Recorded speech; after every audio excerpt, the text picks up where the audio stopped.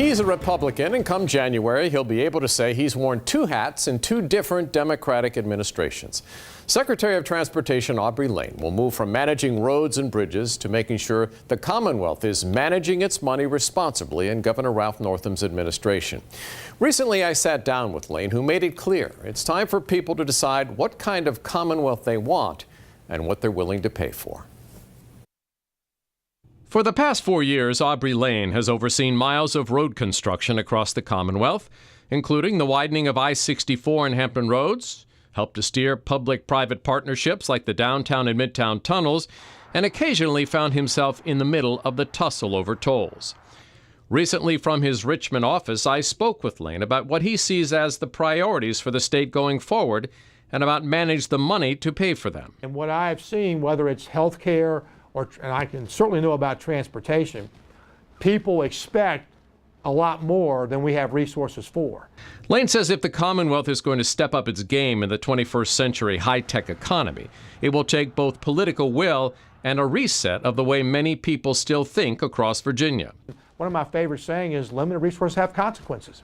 Lane points out Virginia has seen only modest economic growth in recent years. A recent report gives Hampton Roads low marks for job creation. Lane also says the state has too many lower-paying jobs that don't contribute much to the state in payroll taxes. Even more concerning is the fact there are 30,000 high-tech jobs available in the Commonwealth right now, paying $80,000 a year.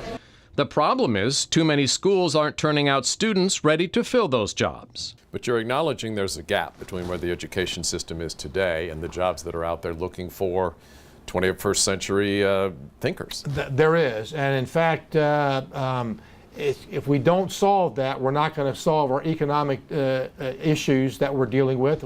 Lane points out that electric vehicles don't pay any gas taxes, which means fewer dollars for road construction. As frustrated as people are with traffic, Lane says the state has just $500 million a year to invest in new infrastructure. The first phase of the 264-64 interchange cost $350 million. While he believes there should always be a free way to get there, tolls are inevitable.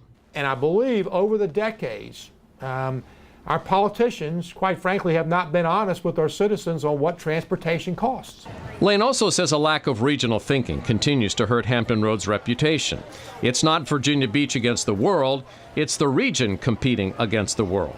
Light rail to Virginia Beach was more than a transportation project. Lane says it was also an opportunity for the region to connect. And the debates over the new outlet mall didn't always show the region at its best. It's working together so people want to live in that area, and that will also bring jobs. And I think a key to that is regionalism.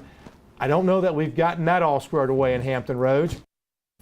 Aubrey Lane told me it will take public confidence that tax dollars are being used wisely to move the Commonwealth forward. In January, will be just 2 years from the third decade of the 21st century.